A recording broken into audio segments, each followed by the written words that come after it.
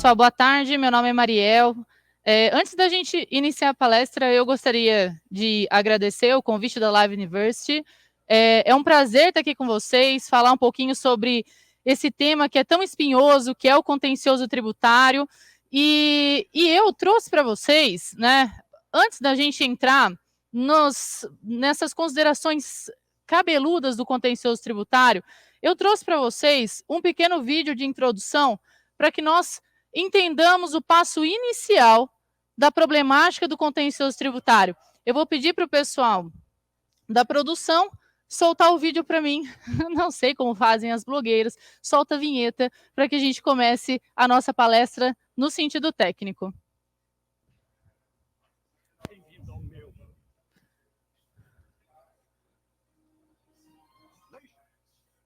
A voz que entrais. Tá legal, já entendemos. Maldição e desespero. Quanta conversa fiada.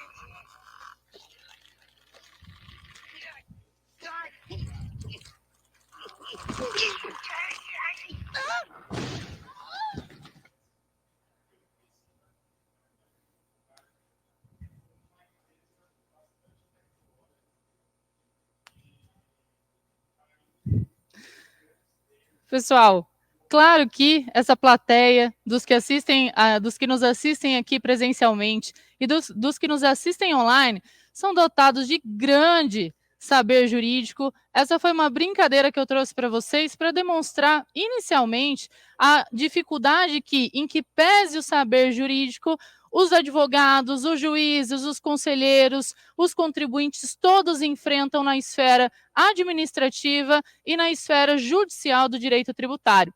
Eu trouxe essa brincadeira aqui para vocês, né, para dizer, para quebrar o gelo. Esse filme aqui é a Era do Gelo 3. Para quem não reconhece, nós temos, né, aquela saga da Era do Gelo. Mariel, você está citando a Era do Gelo na sua palestra? Não, senhores. Eu estou citando na minha palestra Dante Alighieri. Eu estou citando uma pequena passagem da obra A Divina Comédia, onde Virgílio convence Dante de fazer uma viagem incrível pelo inferno, pelo purgatório e pelo paraíso, que é considerado o céu. E quando ele chega no inferno, que é a primeira parte da obra literária, tem os dizeres no portal do inferno em letras garrafais. Vós que entrais, deixai toda a esperança, ó vós que entrais. Me sigam para mais dicas literárias e cinematográficas, porque a Doninha, o Buck, que é aquele que estava com o tapa-olho, cita Dante Alighieri na Divina Comédia, no filme A Era do Gelo 3. E eu achei oportuno, conveniente, trazer essa brincadeira para vocês, primeiro para quebrar o gelo, e segundo, oportuno porque o contribuinte que decide entrar com pedido administrativo ou o contribuinte que decide entrar com um pedido judicial, ele pode simplesmente entrar nesse contexto. Vós que entrais, perdei toda a esperança, né? No contexto completamente pessimista, para que nós adentremos agora a parte técnica, depois dessa brincadeirinha aí que eu fiz para vocês. Eu tenho várias, gente, né? Para quem quiser também, o Chapolin Colorado às vezes cita Mefistófeles, né? Quem leu o Dr. Fausto, não sei se vocês torcem para o Fausto ou para Mefistófeles de Van Goethe, e sempre existe esse cotejo e é sempre cabível a gente trazer aqui essa ilustração do contencioso. A minha fala vai ser dividida em 3 partes. Primeiro eu vou falar do contencioso administrativo e eu vou trazer uma contextualização do contencioso administrativo para vocês, com enfoque no CARF, que é o Conselho Administrativo de Recursos Fiscais, no qual eu sou conselheira atualmente. Vou falar um pouquinho do contencioso estadual, fui ex-conselheira do Conselho de Contribuintes do Estado de Minas Gerais e sou atualmente conselheira do Conselho Administrativo de Recursos Tributários do município de Belo Horizonte, né? Eu sou meio mineira, meio paulista, então a gente dá uma misturada aí nessas coisas. Depois eu vou falar do contencioso judicial em números e, por fim, nós vamos falar um pouquinho das teses tributárias que são tão aventadas, que são tão mastigadas pelos contribuintes para que a gente chegue nesse quebra-cabeça do contencioso. Pessoal, primeiro passo que nós vamos falar, contencioso administrativo. O contencioso administrativo, eu trouxe aqui um contexto em números para que nós façamos uma pequena ideia do que é composto o contencioso administrativo. O acervo do CARF atualmente consta com 95 mil processos nas 3 sessões de julgamento. A primeira sessão de julgamento tem a competência de imposto de renda de pessoa jurídica, contribuição social sobre o lucro líquido, exclusão do Simples Nacional e outras pequenezas dentro dessa competência. A segunda sessão do CARF julga ITR, julga imposto de renda de pessoa física, e a terceira sessão no CARF, a gente costuma brincar, é a RAPA. A terceira sessão no CARF, no qual eu sou conselheira atual, julga direito aduaneiro, julga PIS/COFINS, julga IPI, julga CPMF, julga outras contribuições, enfim, tudo que não está na competência da primeira, tudo que não está na competência da segunda, está na competência da terceira. Esse acervo, senhores, esse dado é de outubro de 2021, tem lá no site do CARF os dados abertos da evolução do acervo do contencioso administrativo, mas esse acervo, ele soma 941 bilhões de reais na expressividade dos litígios administrativos, seja a título de auto de infração, seja a título de pedido de compensação, ressarcimento ou restituição. Meus caros, eu trouxe aqui uma evolução anual do acervo administrativo do CARF em valores. Por quê?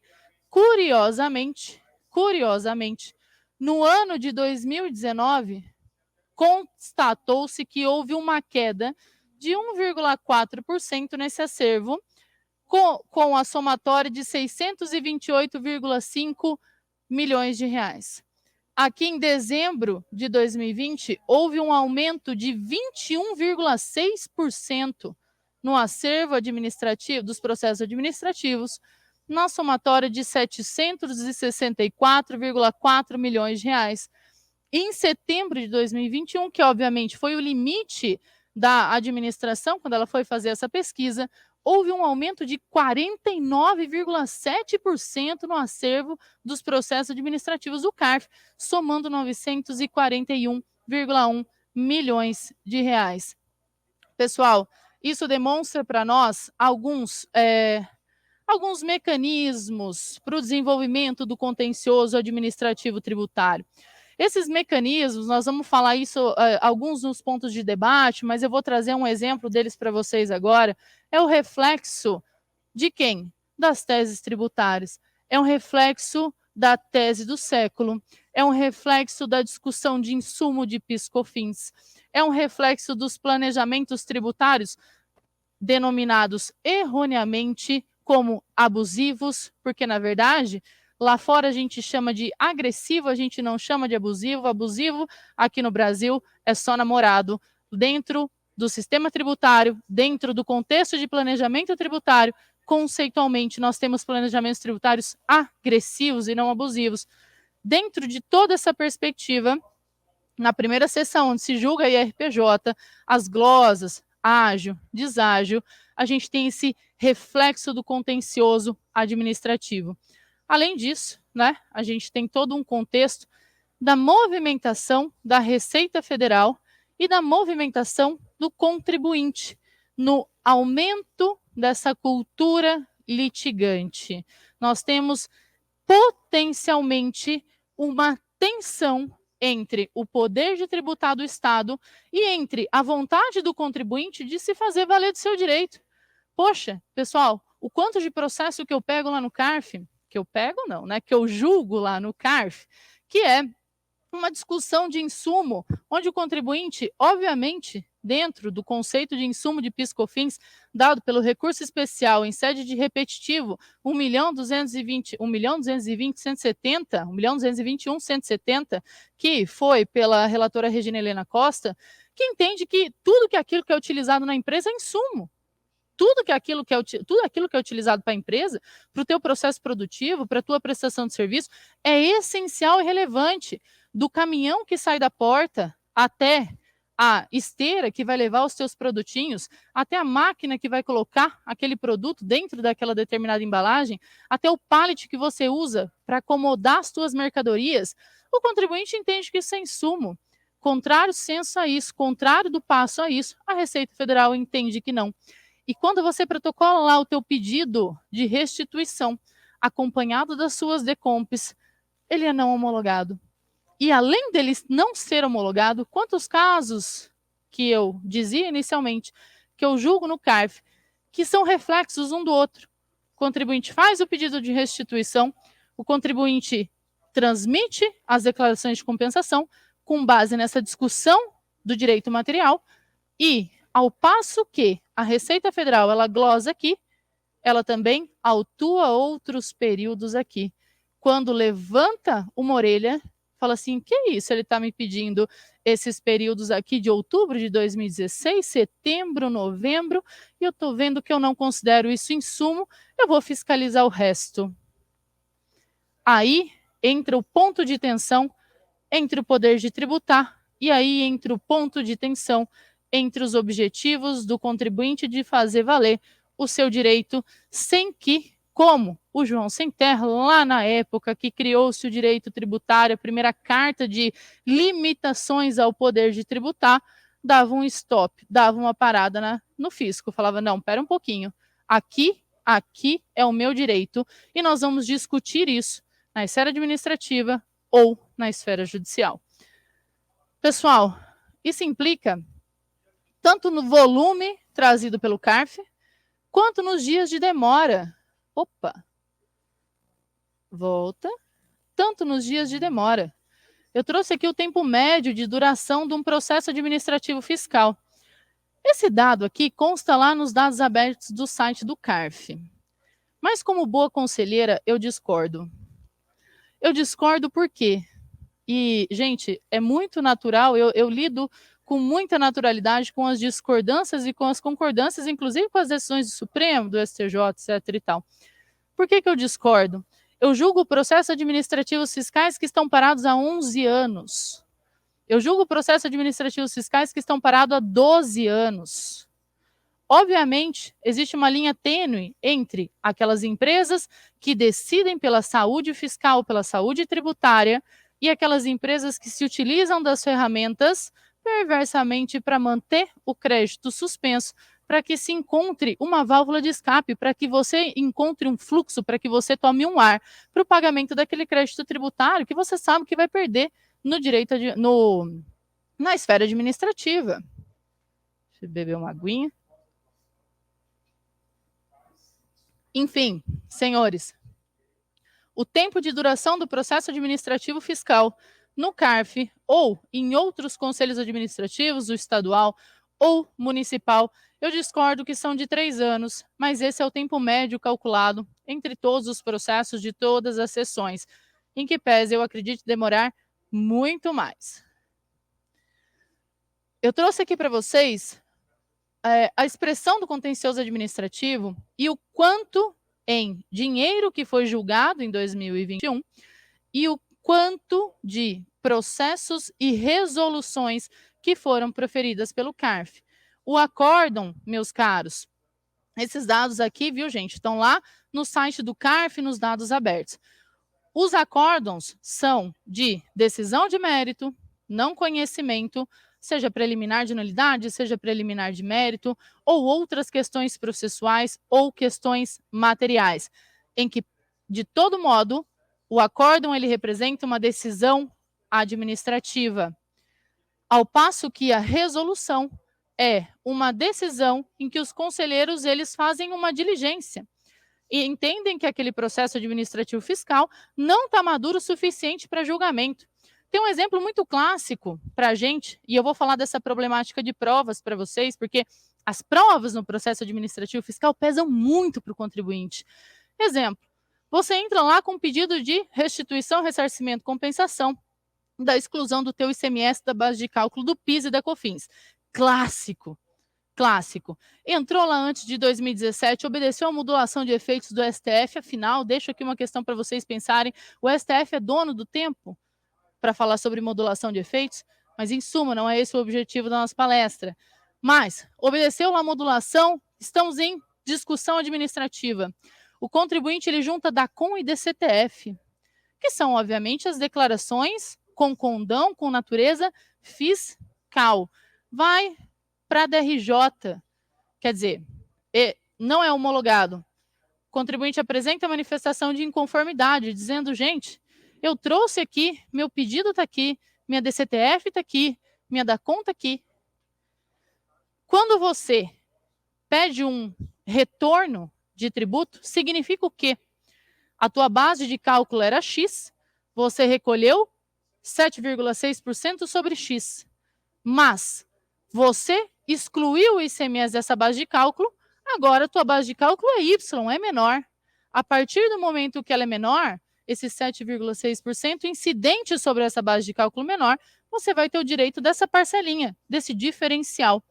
E esse diferencial ele se comprova como, gente? Esse diferencial ele se comprova como? Ele se comprova na DCTF? Ele se comprova na DACOM? Eu vejo algumas pessoas na plateia fazendo assim com a cabeça. Sim, comprova. Mas é claro que comprova, Mariel. Meus caros, a jurisprudência massacrante do CARF, a jurisprudência uníssona do CARF, nos diz que a mera juntada da DCTF e da DACOM não comprova a diferença da base de cálculo, principalmente quando estamos falando de PIS e COFINS, que é, obviamente, a receita e faturamento da empresa. Os conselheiros, eles exigem o que de prova? Livro-razão, escritura, tudo aquilo que você tem na natureza contábil, Às vezes o contribuinte, pessoal, olha só a peculiaridade do contencioso administrativo. A gente acha que conselheiro, gente, discute, às vezes, o mais alto teor do direito tributário. Às vezes não. Às vezes tem uma folhinha lá do livro razão do contribuinte, não tem termo de abertura, não tem termo de encerramento, não tem nada. É daqueles bem antigos, já não estamos falando mais de escriturações eletrônicas, tá? E aí, a gente dá uma olhadinha para aquele livro razão e para reconhecer se aquele livro razão ele é idôneo ou inidôneo. Como é que nós vamos saber se é idôneo, se é inidôneo? Aí, geralmente, esse é o meu entendimento como conselheira, a gente baixa em diligência. Baixa em diligência para que o contribuinte ele tenha a oportunidade de apresentar outras provas que vão me embasar contabilmente e não fiscal, e não somente de natureza fiscal, essa diferença entre as bases de cálculo. Pessoal, mas vejam só a proporção, falei tudo essa falazada aqui para vocês, para demonstrar o quê? Nós temos 19.147 acórdãos com decisão de mérito, ao passo que nós temos 2.632 resoluções que são baixas em diligência. É só para demonstrar que se julga muito mais o mérito, o não conhecimento, ao passo que se baixa muito menos em diligência. Isso demonstra um pouco mais dessa cultura litigante que nós temos aqui no Brasil. Continuando. Eu trouxe uma outra estatística aqui para vocês, para demonstrar uma coisa importante. Nós vamos falar sobre isso no próximo slide. Recursos julgados e o tipo de votação que é dado ali pelos conselheiros do CARF. Essa brigaiada que todo mundo arrumou com quem? Quem? Voto de qualidade. No ano passado, no meio daquele fuá, que estávamos começando a pandemia, estava tudo fechando, o contencioso administrativo federal estava parando porque estavam suspendendo todas as atividades. Hoje as sessões elas estão online, vão voltar presenciais para o ano que vem. Foi publicada qual lei? 13.988. A lei 13.988 de 2020 falava de reforma do contencioso administrativo? Do processo administrativo fiscal? Não. Falava sobre transação tributária. Nós vamos falar um pouquinho sobre isso quando eu falar lá do contencioso judicial. Meus caros, eu trouxe aqui e eu vou chamar a atenção para um dado antes da gente passar para o próximo slide. Vejam isso aqui, ó. Qualidade. Eu tenho as meninas lá atrás. Gente, eu não tenho muito trejeito com tecnologia. Eu tenho 10 minutos? Meu Deus. Eu não tenho muito trejeito. Faltam 10 minutos ou foram 10 minutos? Jesus Cristo. Então, vou passar rápido. Mas olhem só, uma discussão importante. Voto de qualidade. Vejam que 1,9% do total de processos administrativos fiscais foram resolvidos mediante aplicação do voto de qualidade. Eu deixo aqui uma indagação para vocês pensarem. É o voto de qualidade a problemática do CARF? A mudança na lei, obviamente, trouxe reflexos importantes na discussão, mas é o voto de qualidade o problema do CARF? Não, senhores, não é o voto de qualidade. É a qualidade das discussões técnicas administrativas no direito material e no direito processual, além das decisões heterogêneas que são dadas ali dentro do CARF, dentro do Tribunal Administrativo. Eu trouxe também quais são os maiores temas em debate: interposição fraudulenta, ágio interna, empresas veículos, split de operações, que são aquelas operações de planejamento, e trouxe para vocês também alguns pontos de maior discussão que eu já falei: voto de qualidade, as provas, a qualidade técnico-jurídica, a relação jurídico-contábil.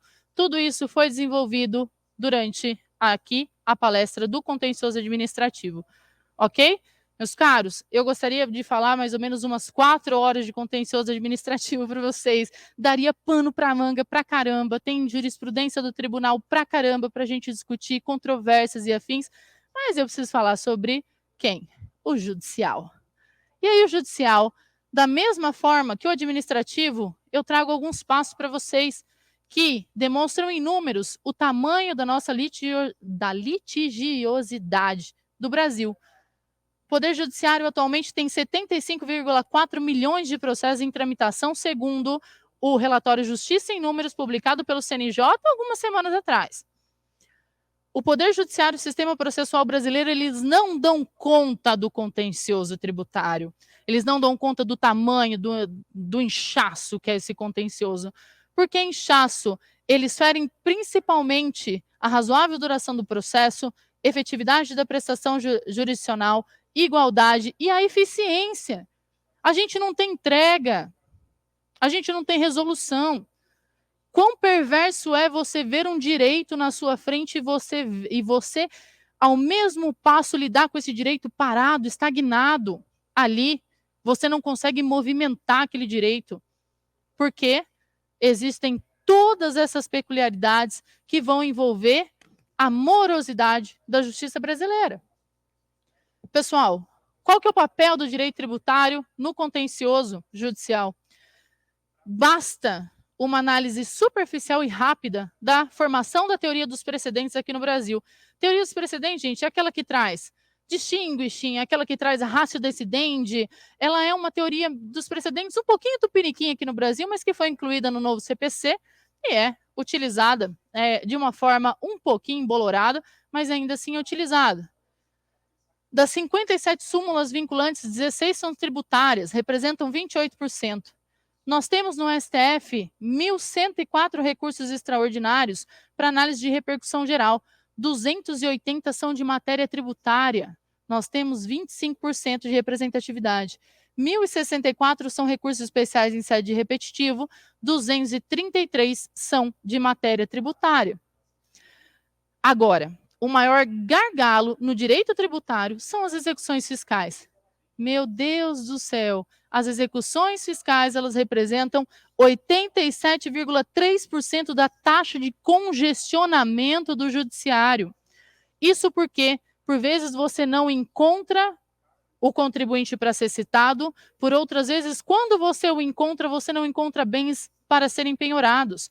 As execuções fiscais, meus caros, no Brasil, de 100 que estão em tramitação, 13 são dadas em baixa.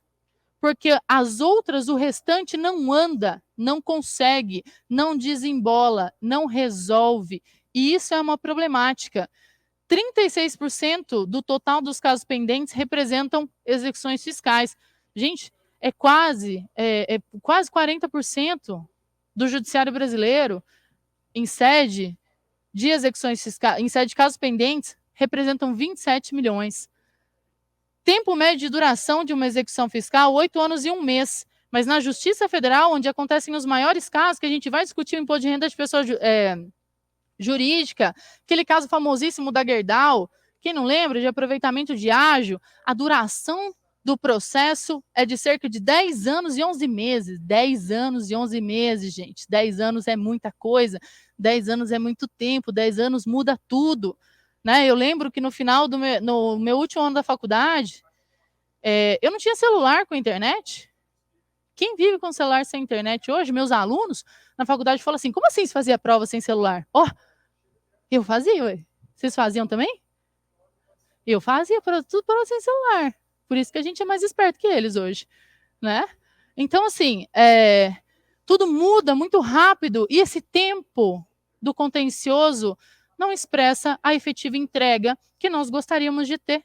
Não? É mesmo? Pessoal, trouxe números aqui, trouxe os dados, eles estão todos no relatório do Justiça em Números do CNJ. Trouxe alguns pontos aqui, o tempo do processo judicial que eu trouxe para vocês, a insegurança jurídica que causa. Eu vou trazer uma decisão só do STF, rapidinha. ICMS substituição tributária. O ICMS substituição tributária, ele opera como? Sobre uma base de cálculo presumida. O artigo 150, parágrafo 7º da Constituição Federal, ele fala que essa base de cálculo presumida, ela pode, quando você recolhe o tributo sobre essa base de cálculo, você pode vê-lo restituído quando o fato gerador não acontece. E o STF, lá em 1900 e tanto, depois de 1993, quando nasceu o ST, falou assim, gente, é definitiva. Presumida quer dizer definitivo. Por quê? Porque quando você recolhe na origem, lá na indústria, a ST, ele faz um valor presumido do quanto essa mercadoria seria vendida aqui na ponta, pelo varejista, correto? Então, aqui ele presume que vai ser vendida a 10. Mas chega lá na ponta, se a João faz uma baita de uma promoção e vende essa mercadoria a 5. E quando ele recolhe o ICMS sobre 10 e não sobre 5, ele tem direito de restituição? Eis que o STF, em 2016, uma virada histórica, falou assim, não, chega disso aqui. Não é mais presumida. Não é mais definitiva. A base de cálculo presumida agora dá direito à restituição ao contribuinte. Aí pronto, instaurou-se o caos nos estados brasileiros. Por quê? O estado falou assim, gente, eu vou ter que devolver, então? Vai. O que os estados fizeram? Criaram leis falando, eu devolvo, STF, mas eu também vou pedir a complementação. Olha que doideira. Você já criou 2 litígios aí, um auto de infração e um pedido de restituição. O Estado. CMS-ST, com destaque na nota. Quão difícil é você comprovar isso? Quão difícil é você falar, gente, o pricing da minha mercadoria, né, ele é formado por esse valor de ST, prova. Aí bate lá na porta do administrativo, o administrativo fala, não, preciso de um documento contábil. Aí você não consegue provar, aí você não consegue fazer. O contribuinte fica de mãos amarradas. E eu sou, gente, solidário. Mas você é conselheiro, você não litiga. Eu tenho, assim, uma alta percepção do quão difícil é a técnica tributária para o contribuinte. Do quão difícil, não basta a complexidade do sistema. Nós enfrentamos dificuldades técnicas quando a gente bate na porta do contencioso administrativo e nós enfrentamos dificuldades técnicas quando a gente bate a porta do judiciário. Eu tenho outras críticas às garantias, execuções fiscais, gente. A gente acabou de ver a expressividade das execuções fiscais. Às vezes aquilo nem é devido. Mas o contribuinte, ele é executado, para embargar, ele tem que garantir. Você vai tirar do teu fluxo de caixa, você vai tirar lá de uma carta garantia, você vai tirar da onde você não tem para garantir uma execução fiscal que não deveria existir. O contencioso, pessoal, judicial, ao meu ver, demonstra lá o videozinho do nosso começo. Eu coloquei crédito de PiscoFins porque é o que eu julgo, tá? Mas ele demonstra efetivamente, o contribuinte para mim é aquele que, quando ele coloca o pezinho no pedido de restituição, quando ele coloca o pezinho no pedido de ressarcimento ou no pedido de compensação, ou quando ele entra com mandado de segurança para garantir o teu direito numa tese tributária, ou quando ele entra com uma anulatória, ou quando ele entra com uma declaratória, ou quando ele tem a obrigatoriedade de garantir numa execução fiscal, ele é massacrado pela árvore, e o pobre do contribuintinho, que é aquele bichinho que vai atrás da nossa, não consegue. Ou fica 20 anos litigando com todas as mudanças jurisprudenciais e todo o duplo carpado twist que o STF dá em várias matérias tributárias. 2020 e 2021, o STF decidiu dar um banho de teses tributárias, né? Finalmente encerramos quem? A tese do século, ICMS na base de cálculo do PIS e da COFINS. Deixar registrado um trem aqui para vocês. Eu sempre defendi que era o destacado. Mas olha a briga que a gente tem que entrar. Está lá no voto de um dos ministros. E a Fazenda embargou. Finalmente a Fazenda reconheceu o PGFN. Embora eu tenha algumas ressalvas, ela tem feito um trabalho fantástico. Soltou um parecer daquela glosa de crédito que o Fisco inventou depois da decisão do STF, depois da decisão definitiva do STF. E para além disso, eu acredito que essa cultura litigante, ela vem desse ponto de tensão entre o contribuinte no que diz respeito à defesa dos seus direitos, e eu acredito veementemente que existem defesas de direito altamente plausíveis, e do poder de tributar do Estado, que por vezes também vê o seu direito, mas vê ali um dever completamente deturpado. Então a gente tem que tomar muito cuidado, a gente tem que pensar muito estrategicamente.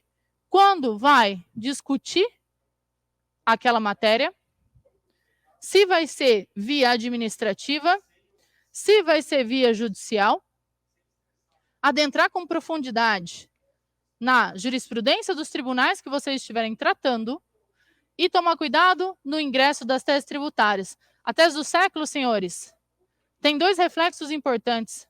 Nós temos o reflexo da tributação da renda sobre o valor que será restituído. Qual o momento que vai ser tributada a renda? No momento que você entra com a habilitação, pedido de habilitação na Receita Federal, depois de você conseguir o direito lá no mandado de segurança? Mas aí vai bater lá na porta do CARF a tua habilitação, não tem prova, vai ser negado. E você foi tributado na renda. Já gerou 3 litígios de uma vez só.